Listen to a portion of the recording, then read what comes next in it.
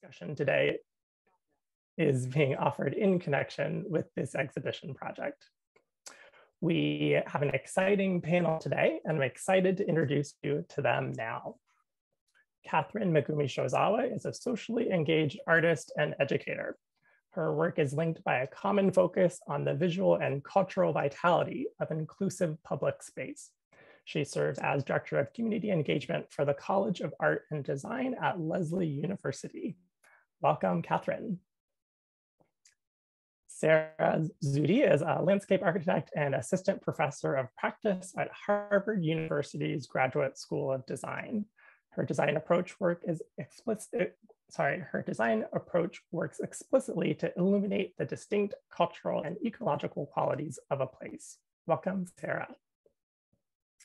And Cara Elliott-Ortega is Chief of Arts and Culture for the City of Boston. Cara is an urban planner in the arts with a focus on the role of arts and creativity in the built environment and community development. Welcome, Cara. Today, I'm excited to hear each of your perspectives about public art. We'll begin with opening remarks from each of our panelists, then we'll transition to a group discussion, and finally, we'll leave space for questions from our audience. You can ask questions at any point in today's session using the Q&A function at the bottom of your screen. So with that, let's get started. And I'd like to start with Katherine. Katherine, can you tell us about your piece that's currently on view as part of the Monuments Reimagined exhibition and how you as an artist think about public art? I'd be glad to. First off, thank you, Brian and Kelsey, for including my work in this project and for the opportunity to participate in today's conversation. I'll begin by saying, growing up on the Pacific Coast in a multiracial family that is Japanese Canadian and Coast Salish First Nations, I understood early on that old public art, monuments, memorials were not for me. I was not their audience. You know the feeling, right? Large statues, structures, plazas that reiterate and constitute institutional space, markers and reminders of dominant norms, colonial narratives, conditional citizenship and naturalization, civic and cultural infrastructure that are not inclusive yet. As for belong, I have a lot of thoughts. There's some aspect of undoing steel, stone, marble, gray granite monuments that is happening as with the takedown movement. There's also inserting and intervening, using gas, glass, and something so fragile, thanks to the specialized skills of a local neon shop. The materials of belong are illuminated and everyday. In the language of a storefront sign, mind you in English, that could easily say open or closed, entrance or exit. It is meant to be accessible and it is temporary. It's deliberately pink, ephemeral and fleeting, kind of like the sensation of belonging itself, but also plainly visible. I think of it as the opposite of the conventional monuments in a way, and the ways they make us feel. I also think a lot about the assumptions of belonging in public and private space, who feels welcome and who does not. At the time I made the first piece, which was installed in Harvard Square, so the first iteration of Belong, the neon sign, was installed in a black box in the side of the historic newsstand at the original entrance, the MBTA station there. At that time, in current events, families were being separated from their children at the US-Mexico border. And the intergenerational memories and stories I had committed my art practice to, which are firsthand accounts of mass incarceration in 3 generations of my own family and their communities, started to intersect here, as in many other instances in this country.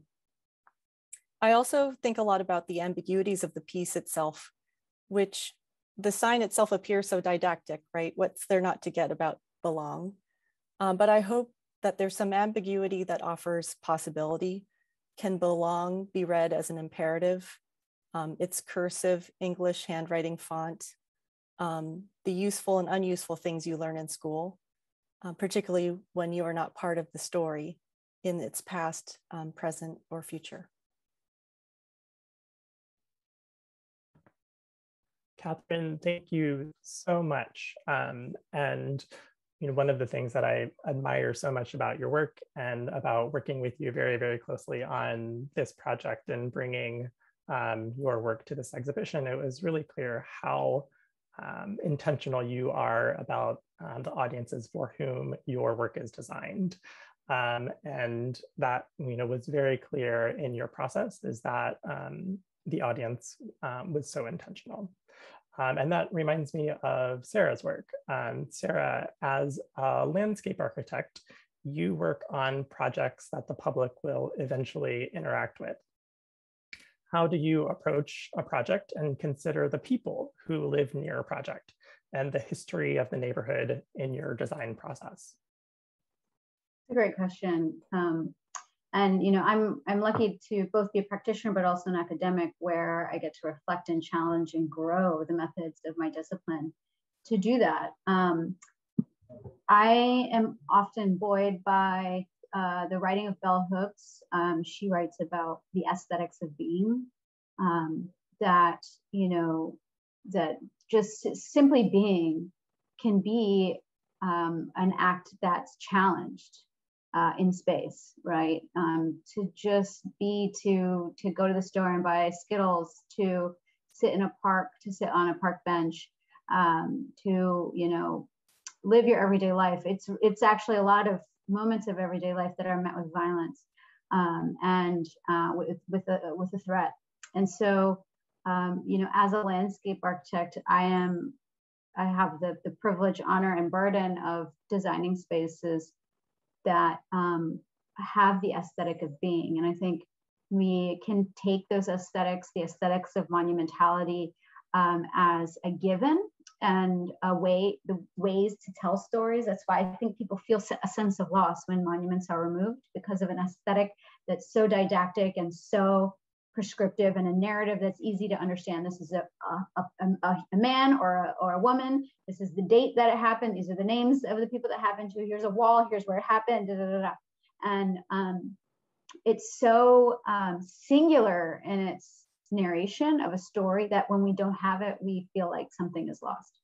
And I think that the aesthetics of being, seeing as though we are a plurality, we are a heterogeneous society, are much more complex.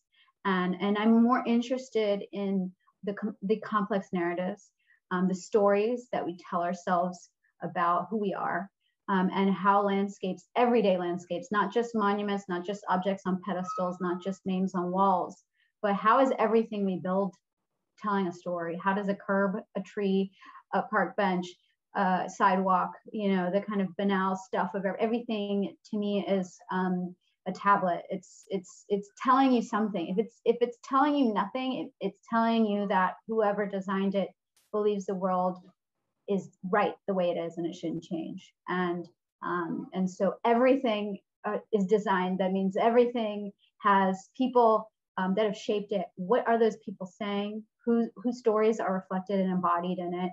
Everything is speaking to you. And maybe that's overwhelming, but as a designer, that's kind of how I see the world. And everything can be redesigned, reshaped, expanded, challenged in its form, and in its and the understanding of what it's saying to you and telling us, either explicitly or implicitly. So at a high level, that's really what energizes my work, is thinking about every element of everyday life, how we move in it, how we and how, in the ways that we don't even understand, are we being told about ourselves, why we're important, why we're not, why we're valued, why we're not, why our history is important, or why it's not.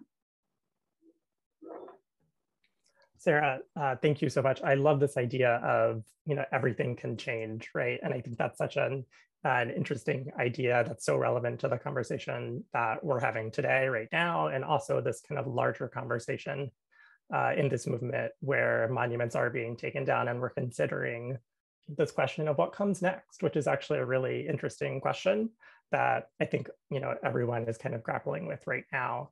And the idea that monuments are not necessarily set in stone. There is opportunity for change and opportunity for evolution there. Is so interesting. And I know that, Kara, you also think a lot about this, both in your role on the commission, the Boston Art Commission here in Boston, and as your role as Chief of Arts and Culture with the city. So Kara, as a leader of a city department committed to promoting arts and culture, what inspires you about the people of Boston and their desire to see vibrant public art in their community? Thanks, Brian. Well, I think to start, public art for me, even from a city hall kind of municipal perspective, is a part of a broader sense of cultural place-based work. So while we have kind of a regulatory relationship to it on some levels, we also have a relationship to it because we have a relationship to the communities and people of Boston. So we do work with, through the Art Commission, to commission artworks.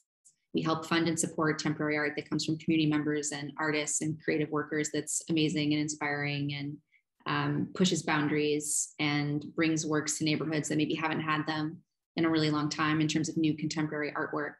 But I think as part of a broader view of culture and place, I see a lot of our work as honoring the stories and lived experiences of people in Boston over time, current and past, but also future. And I think that's where I see a lot of inspiration right now, is from artists, from young people, from community members who are really claiming kind of an agency over their places and spaces and demanding a part of what their communities look like. And of course, from the city perspective, that takes place in a variety of ways. I mean, we have development and housing issues. We have change happening really quickly.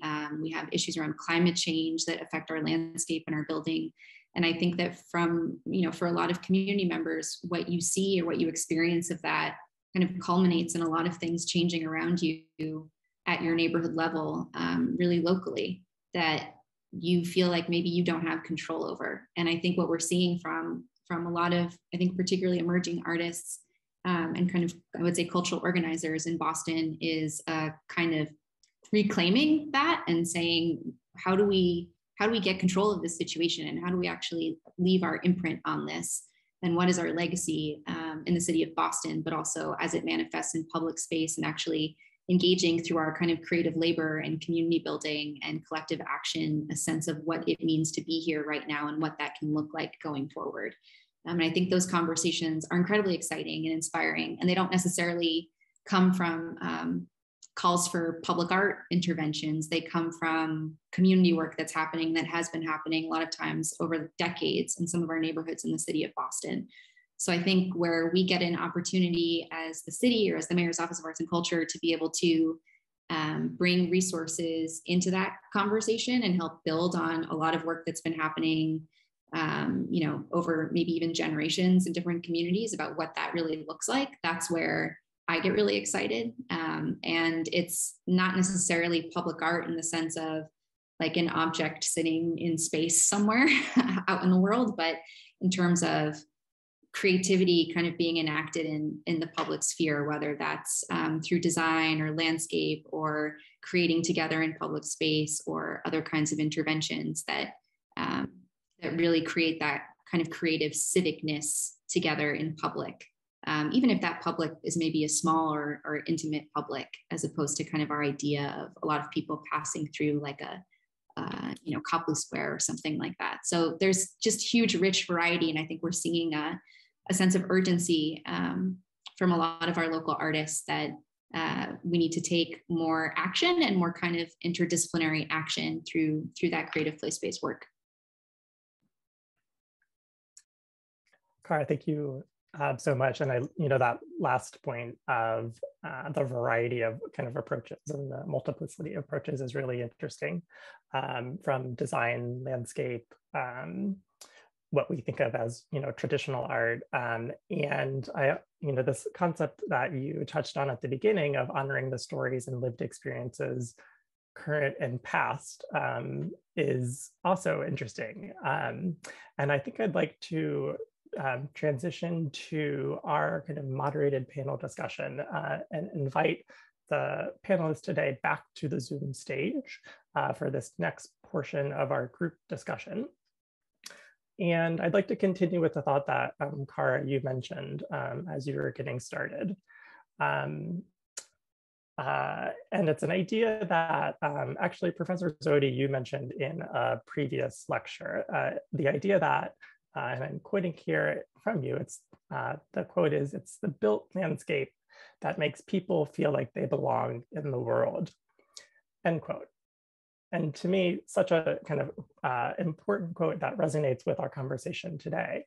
We also know that on the flip side, the opposite of is true, right? That historically the built landscape, including commemorative monuments and public art, has also been used to erase histories and to perpetuate false narratives and to make people feel as if they don't belong.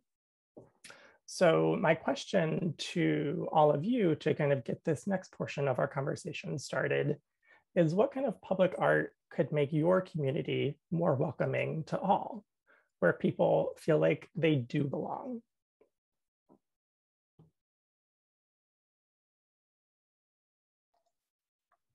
I mean, I think that's the challenge, the beautiful struggle of craft, is that it's, you know, it's resonant when it's specific to the people in the place. And so it's almost, you know, I get this question a lot with potential projects, potential clients, like, oh, what would you put here? And, you know, or how do you do it? And I wish there was a toolbox. I wish there was a 1, 2, 3 on how to do it. I mean, for me, there's a lot of qualitative interpretation that happens of history, of research, archival research, oral histories, observation of rhythms and patterns in people and mannerisms, and there's kind of a beautiful and difficult position of an interpreter that you know works to kind of navigate all of that. I mean, one of the things that I'm really inspired by in a lot of places that I've worked in is the ability of people when the physical environment, when the built environment is not telling their stories, the cultures that people foster despite everything to tell those stories, right? So I'm calling in from Rio de Janeiro, Brazil, where I've been working on a project here to memorialize the legacy of slavery, and I've been working on it for 11 years. And here is it's a very strong example of how Afro-Brazilian rituals like afoxé and jongo and samba are actually created around the idea of, okay, they're not telling our stories, they're telling us lies about our stories, and the built environment is telling lies and obscuring our stories. And so, you know, dance and song and, you know, lyrics and movements and plants and rituals, explicit and implicit, have been passed down through generations as vessels for histories. And so, you know, as a designer and as an artist working in that context, you know, I think we have a role of just elevating and highlighting and amplifying what people are already doing to make their stories to be, you know, in the act of resilience. You know, just it's already happening. It may not be written on a plaque, but if you open your eyes, you know, our society is actually weirdly itself a memorial of a lot of our histories, for good or for bad. You know, if you look at the way society is structured, it is itself an archaeology of the past. And so I think that there's an interesting role here to just call attention to those things that make up our world that we don't even realize, the ways in which we are so living in the past. We are so living in a product of today is the past. And that's why I like landscape architecture, because it's about everyday life and public art. And so here we are engaging in that life, in that everyday life that is perpetuating the past, and we're inserting something into those dynamics. And there's a butterfly effect there that I think is really compelling. I love this notion, Sarah, about somehow the stories exist whether the environment is built or not, or somehow it just is in the everyday. And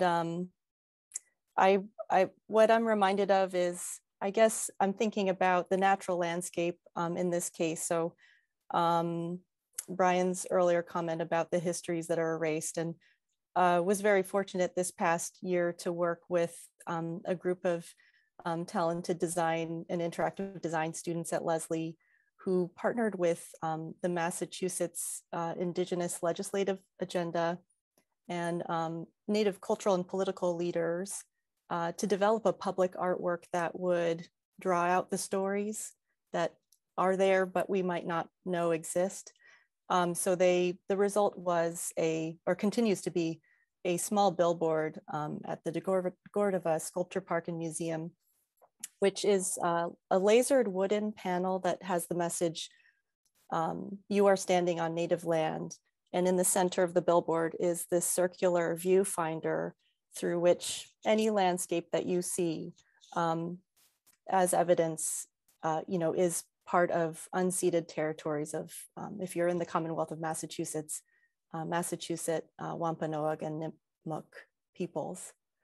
But maybe it's just a different way of telling how something you can construct is revealing the stories that are already there.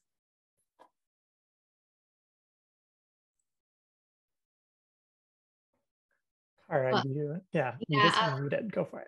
I think I think your question, Brian, was what would be significant or matter to our community or communities, and it's like, which community? I mean, there's so many different ways to think about what could matter to somebody, and I think the idea of specificity and what Sarah mentioned about everyday life and practice are things that we know really matter to people. I mean, when we have conversations with different communities, I mean, even if it's the community of some neighbors on a block, there's the thing that's exciting is that there's so much richness to that, to a hyper local concept of what community is. And I think the more that we keep kind of unpacking that and exploring it and allowing representation of that and engagement with that at different scales, the better. I mean, there should be just this really rich kind of multiplicity of expression of what we're experiencing and valuing on a day-to-day basis with whoever we're in community with. But I think when we also step back, it's hard to separate this from like systemic oppression, political context. And so when we look at it from that lens, especially as the city, we do think about our Indigenous communities in and around Boston and Massachusetts, like Katherine was just mentioning. And I think that lens is one for what's missing and what are our kind of blinders that we keep perpetuating through a variety of different mechanisms that reproduce representations in public space or different kinds of built environments.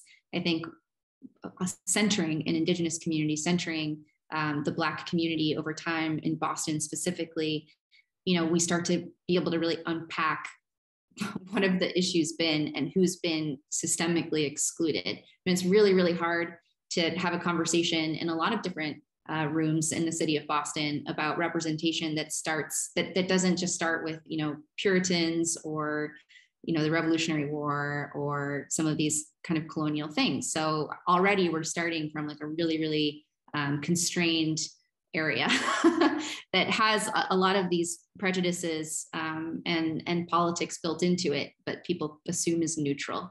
So I think it does make sense to look at who's been left out of the conversations over time and why, and start thinking about what does it mean for those communities in particular.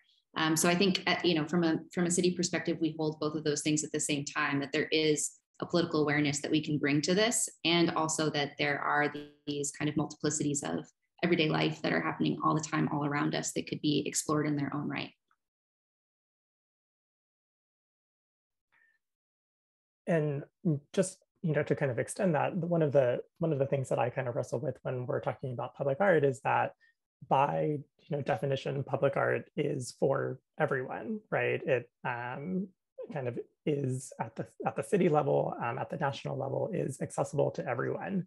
And then at the same time, Cara, like you were just mentioning, this kind of hyper specificity and thinking really, really intentionally about specific communities is one of the kind of interesting challenges and also kind of exciting opportunities to think about, what is the future of public art in places like Boston and beyond.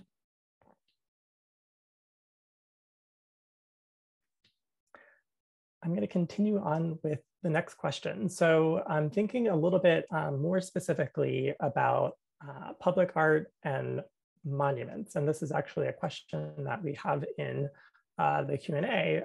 Roberto asks, is there a clear boundary between art and monuments?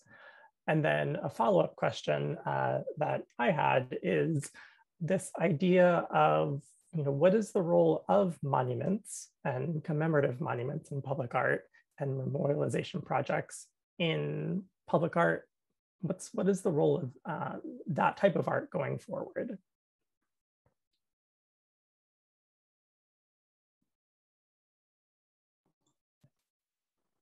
I mean, I think I'm curious how the word monument is being used specifically. I mean, monuments, as we generally think of them in architecture, come from a very specific have a very specific historical reference in architectural history, which is the notion of monumentality from classical antiquity, which is about it's about domination of the body. There's a scalar implication. There's a it's a demonstration of power, and it's really tailored. It's crafted around the idea of a discrete moment in time, a date, a person, and the kinds of things we're talking about now when we talk about everyday life and systems of oppression and what have you. Those aren't discrete moments in time. They're not, and so they would suggest a form beyond what we think of as a monument, and that is, in my view, a big challenge for design right now, to come up with something new, and for art too. I use the terms interchangeably, so I don't mean to be exclusive when I say design, and the monument being a kind of artifact of a very specific cultural trajectory. Also, what's embedded in it is a perspective on how time is constructed. I mean, it comes from the notion that time is linear, and that the past is something that is an object. It's a thing that's outside of today. And in cosmologies that have more circular notions of time, they would also support the idea that monuments, as we think of them, or are different in form than these kind of discrete objects. I mean, it's interesting. We get brought in a lot to work on to get our perspective on existing monuments, and I think most of them are, I mean, I shouldn't say most, a lot of them are problematic, but me personally, I'm not putting so much energy on the removal, because I think the project of putting a new is a big one. I think we need people working on all of it. I'm just because of part of the reason why I entered this field was because I felt like there was a lot of work that needed to be done in the question of what's new, what's next, where does this go from here? We know what the challenges and the shortcomings are of the precedents that we have for telling people's stories and celebrating and documenting in the built environment. We have the idea of a monument, we have the idea of public art, but there's so much, we're very constricted, generally speaking, on what they can be. And so I find myself preoccupied with what are the things that we're not doing that could help fill that out more. I conceive of myself and my work as being parallel to those that are working to take down ones that are problematic, and I mean, a lot of them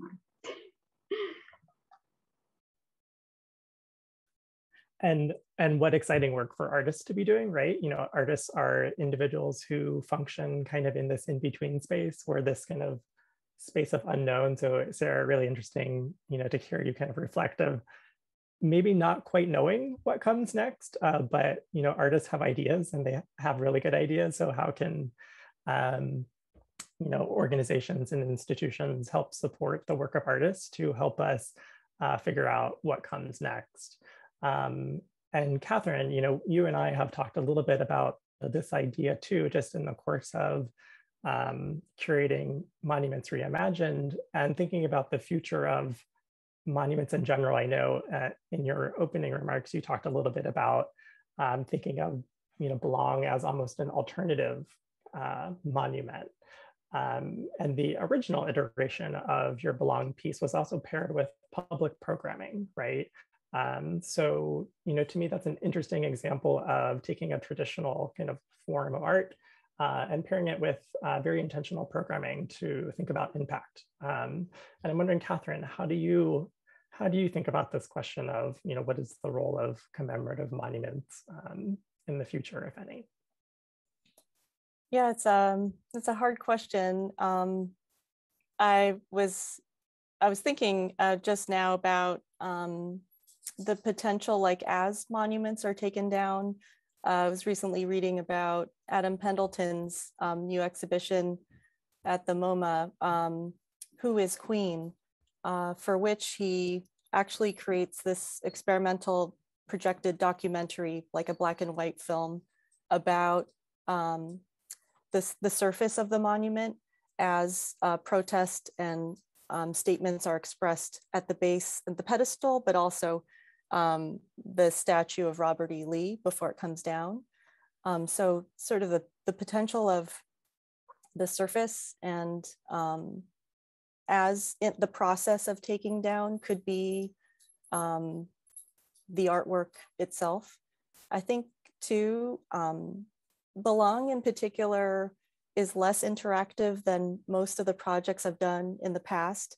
And I saw one of the high points of the project was when it was first installed in a black box at the exterior of a building, there was an area where people could sit. And I think as people, passers-by, commuters, residents, students found a place to sit, they arranged themselves in relation to that work. And there was the light Belong situated above. I guess I think about, in terms of, because my background is, I'm sorry, I'm trying to avoid doggy barking right now, so I'm a little bit distracted. Keeping it real. Anyway, so I really am thinking about like relational design and social practice. So how does one position oneself or orient oneself physically with the built object? If you're standing below and the statue is only 1/3 of the size, as some artists have, created puns and inserted humor to demystify the monument by shrinking the size and making it less monumental. Anyways, I'm sorry if that was a little bit piecemeal. No, you're good. Dog barking happens. I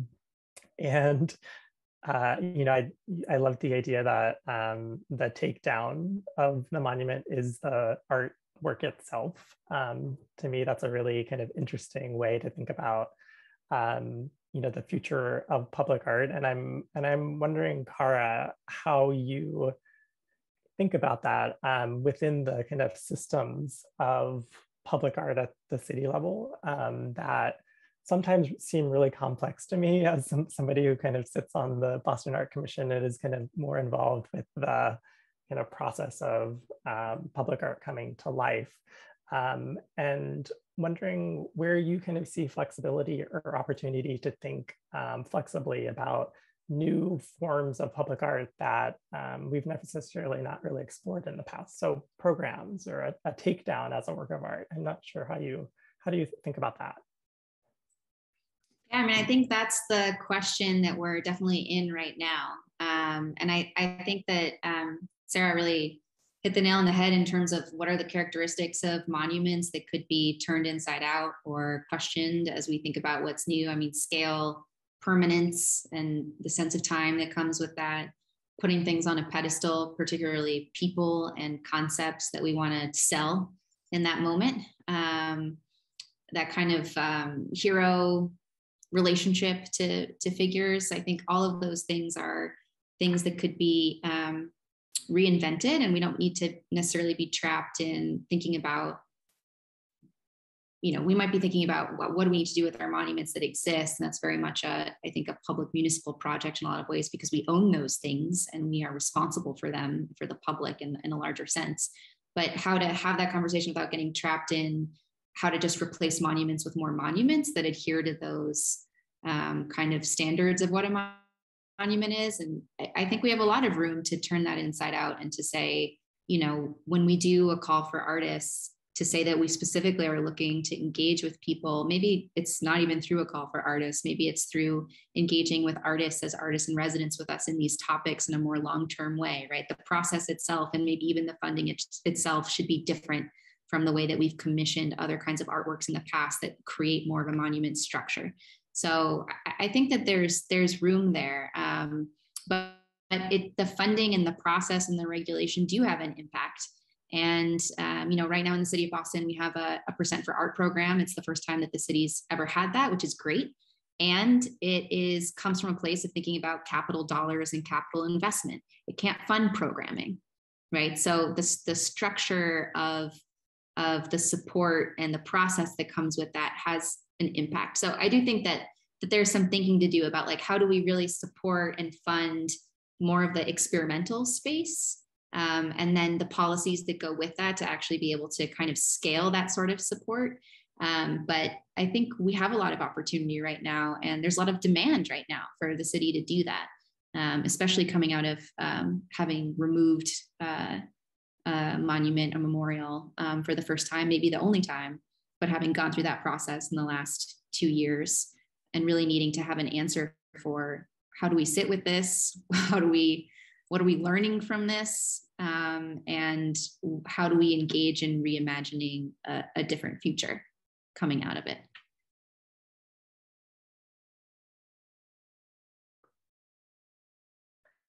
Just want to kind of give a moment for either Katherine or Sara to respond to those wonderful comments before I move on.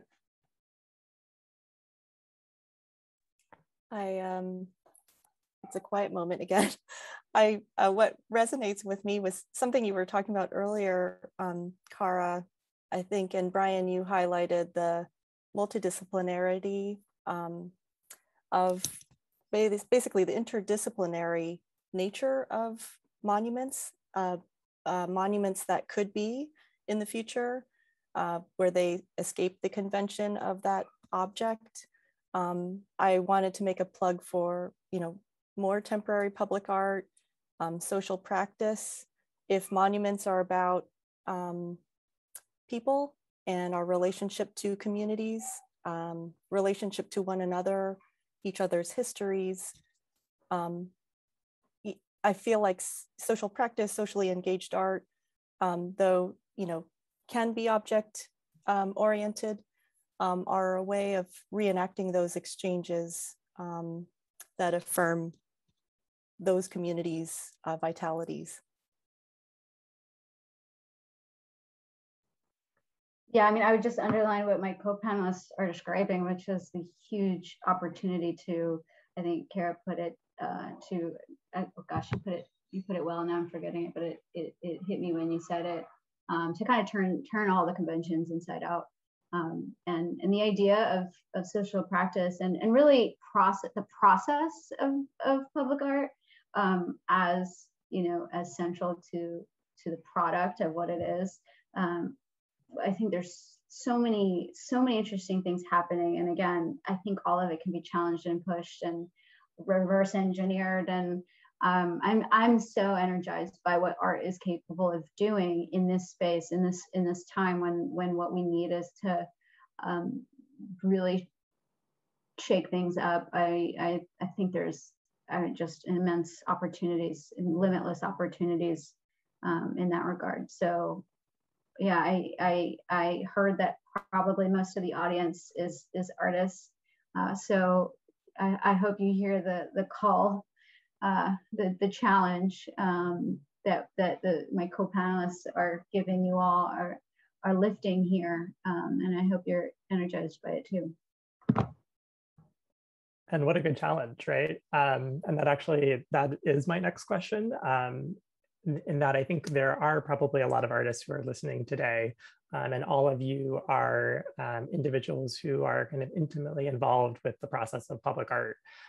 So for folks who are on the call today, who are in Boston or beyond, and are ready to get involved in public art in their communities, what advice do you have for them? How can they get involved? What kind of things should they be doing to kind of insert themselves in this conversation about public art and monuments?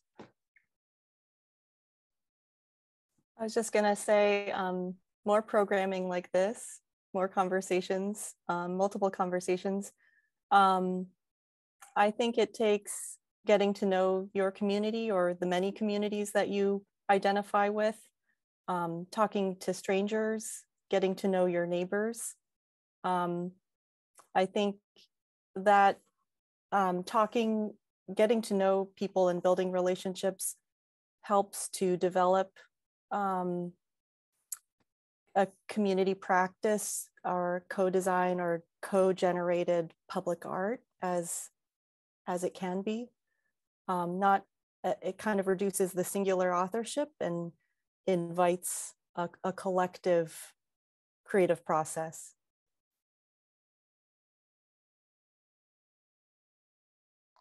Yeah, you know, I on some of our bigger projects where we have Percent for Art, I help to, Kara probably has a lot more advice than I, but just to qualify, I guess, any advice coming from me, we have Percent for Art as part of our projects. What I see happening are people that really relate to this challenge, let's say, that want to push things, but don't have the portfolio of work. So it's a really tough kind of market to get into because you have to have the portfolio already, but if you've never had it, how do you do it? But partnerships with people that you can learn from are, so critical. And as a way to kind of get your foot in the door, I while I'm a landscape architect, public art was how I cut my teeth. And being able to work with people that maybe you bring something that they don't, and finding ways to kind of share knowledge, share technologies, share innovations and sensibilities. But one of the biggest challenges and obstacles I'm finding to getting people in the door that can and want to challenge these things are having the qualifications and the portfolio that can compete with people that kind of been doing their thing and doing it the same way and for many years. And so as Katherine mentioned, I think conversations like this in terms of sharing insights that my co-panelists have are important, but also in your own community, people that are doing this work, or not in your community, but honestly, like cold calling people that have tons of public art experience and figuring out how to navigate. It's a weird world out there. And so just understanding how to politic it a little bit so you can get in there, learn how it works so that you can learn how to unwork it. I completely agree in terms of finding collaborators and getting parts of projects that you can then speak to, even if it's not, your project from start to finish, is great. And I also think that, one of the things that we've been struggling with and we keep iterating on, we just had a meeting about it 3 hours ago, is how to actually shape the process so that we can welcome people who are trying to do something different. And the process through public funds, we push kind of the boundaries as much as we can. And I think there's a lot more to go.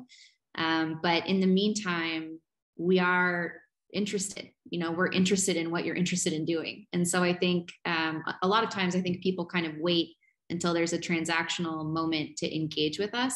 And I would just say, please don't do that. If you have a project that's happening, just reach out and have a conversation with us about it. We can put you in touch with other people who have, gotten Percent for Art contracts from us, or other, artists we've been working with, whether it's through the Artist in Residence program or other programs that we're doing. We have a few programs right now where we're funding artists to do a lot of kind of exploratory, more iterative work as opposed to kind of product-based work. And a lot of artists who are doing work in and with, I would say, different kinds of communities, both in the city, city hall, city departments, but also around in neighborhoods in different communities and populations in Boston. So I think that being in dialogue is great, and finding ways to get that kind of experience, especially collaborative experience, is important, because at the end of the day, you know, some of these projects are a decent size budget, and that doesn't mean that that entire budget needs to go to like some big fancy material cost. That budget could be building your team. You know, like, what's your magical dream team of people you want around you to honestly like be your accountant, or be your project manager, or be somebody who helps you take your work that's almost always 2D into 3D. Like, you can build all of that into your budget to produce something that maybe is different. It doesn't have to be like a huge thing. Maybe it's something that's more of a kind of an intervention in the landscape, that is more of something that someone would stumble into, you know, but you can build a whole team around that and have all those people be compensated. So I think that there's more room to play with it than maybe it seems like there is. And happy to talk to anybody who wants to try to hack that process with us. That's amazing. Thank you, Kara. That like gives me goosebumps kind of hearing you say that. So very, very exciting. And I know too that even just thinking about some of the calls for art that have gone out recently at the city level through the Joy Agenda, where there were, you know, like multiple levels of engagement for artists, where, you know, if you are not at a point in your career where you are ready for that $200,000 budget, there might be smaller opportunities that you can still apply to at the city level that are accessible and well-funded, and actually do give you some of that experience that Sarah was, you know, referencing, that is so important to build your portfolio, so that, you know, you can eventually be at a point where you are ready to apply for those larger and really kind of exciting projects.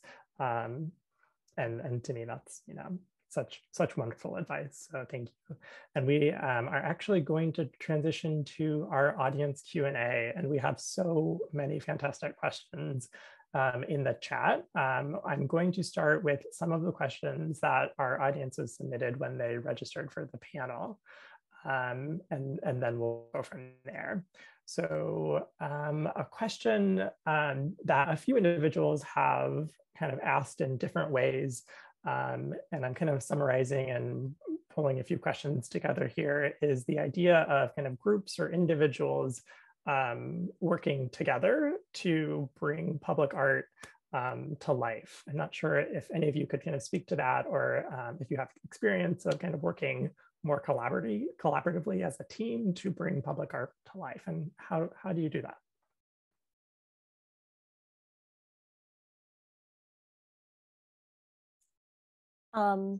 I mean, in terms of a really great question, how do you extend yourself and work in partnership with, say, a nonprofit organization or with another artist?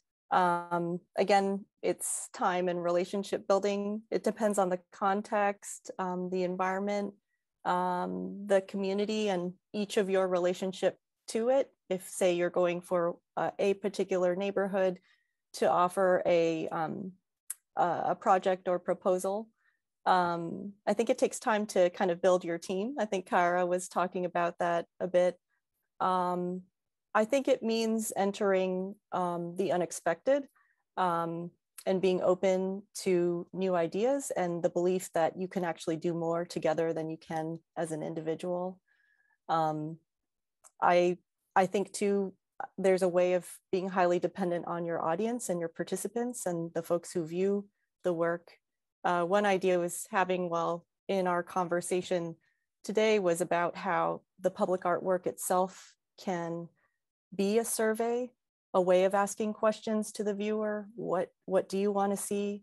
Or what do you want to see in your neighborhood? The work, the public artwork can be a vehicle for asking for more input, so that in a way you're piloting a project and then you're meeting your future partners who are the residents of the neighborhood for whom you make the work. It's how you find relevance in what you do, I think. I'm not sure if I answered your question. Yeah, absolutely. Thank you, Katherine. Another person asks, how can you bridge historical division in a community through the group production of public art?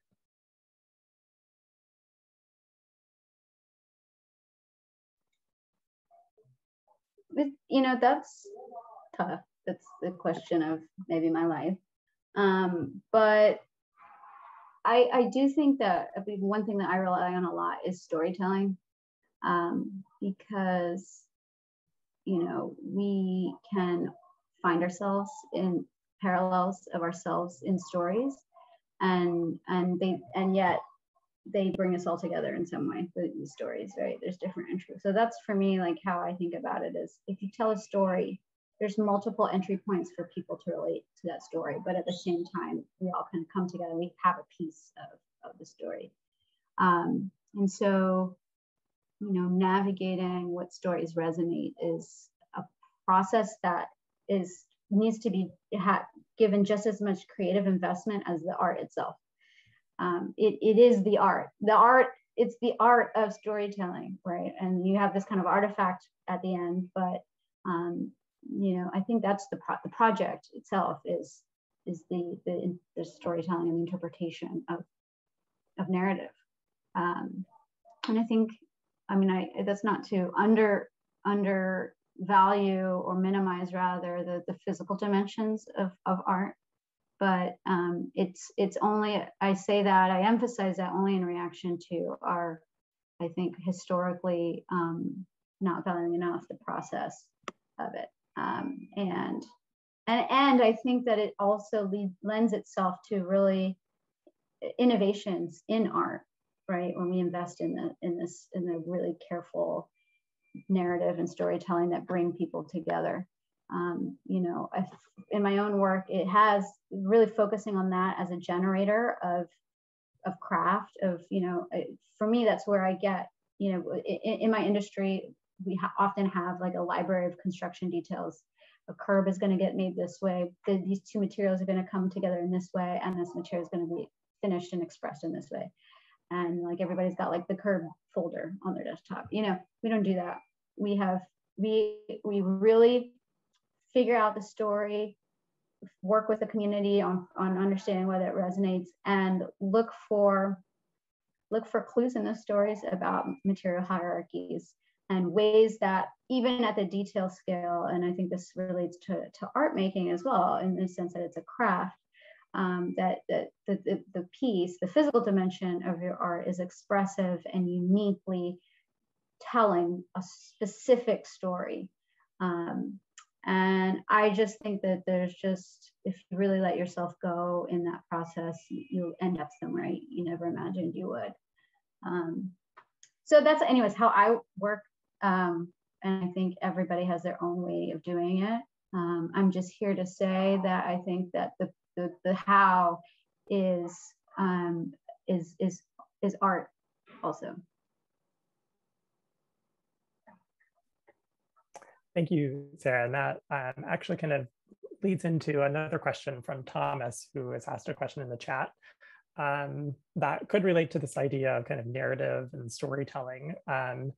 And they asked, do we see the potential for funding projects that are in conversation with existing monuments in Boston? He's kind of noting the work of Monument Lab and Cedric Douglas's People's Memorial Project. So maybe kind of new art or public art in response to art that already exists in the public space. Yeah, I mean, I would say that is exactly what's at the top of our list in terms of what we want to do next, to keep, I think, to both try to fight the urge to stay kind of stuck in just like the is it good or is it bad conversation about monuments, and does it stay or does it go, and try to kind of stay sort of uncomfortable by engaging different viewpoints through temporary art, through local artists kind of responding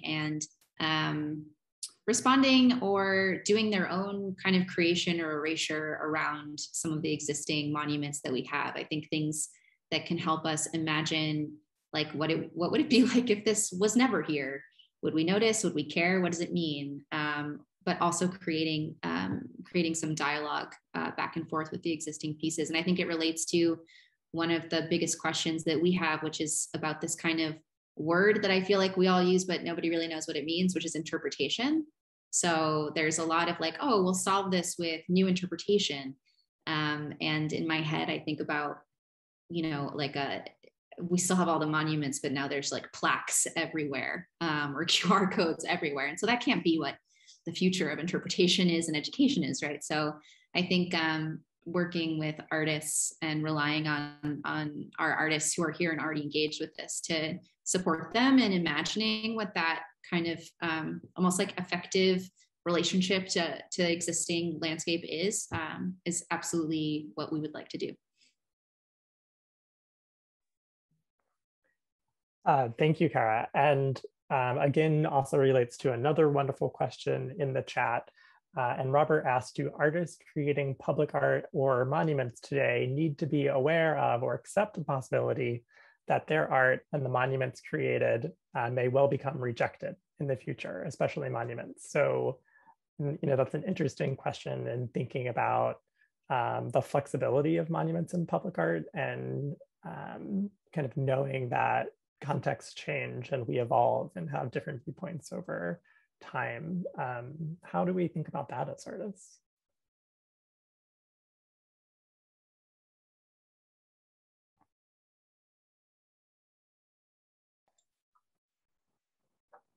I mean, I know for my work, I hope one day, it's considered not radical enough, and there's a movement to tear it down. I hope, because anything I can imagine right now, it just is a function of like where we are right now. Really, I'm limited by everything. I know that I am a Black woman that's born and raised in the South, and a function of the life and the time that I'm living in. And as much as I try to challenge, and we're calling on you all to challenge our conventions, there are limits to that. And I hope that in the future, they're thinking well beyond what we think is radical and crazy and out there. And we're just passing the baton. We're running as fast as we can and passing the baton. This project that I said I've been working on for 11 years in Rio, it's like whenever I get overwhelmed by like how long it's been, I'm like, well, it's been 500 years really, not 11. And so when you think about time and longer arcs of history, I certainly hope anything we all on this call build gets torn down one day.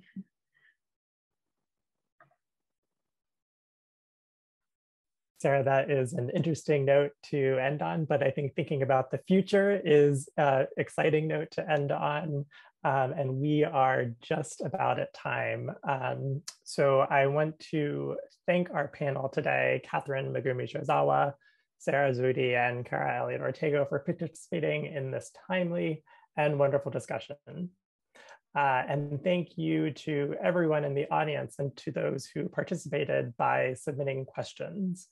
I would also like to thank our collaborators at Harvard for organizing this event, with a special thanks to Falana Brown for all of her work and to everyone who's made this panel discussion possible. We invite you to check out Monuments Reimagined. It's an exhibition currently on view at Harvard Ed Portal on Western Avenue in Austin. That will be up until mid-October. You can also view and check out the exhibition online and join the conversation on the Harvard Ed Portal's website. After the Monuments Reimagined exhibition, the Ed Portal will be showing Frequencies, a crowdsourced audio-visual mural celebrating Austin Brighton that will be on view from November 4th to February 28th. This project is commissioned by the Harvard Ed Portal and supported by a transformative public art grant from the City of Austin's Mayor's Office of Arts and Culture, with additional support from Lumen Arts. And finally, I would invite you to follow and connect with all of our panelists today on social media, and to connect with Art in Between at art.inbetween on Instagram or at artinbetween.com. Again, thank you to all of our panelists, and thank you to all of the individuals who participated in the audience today. Have a nice evening.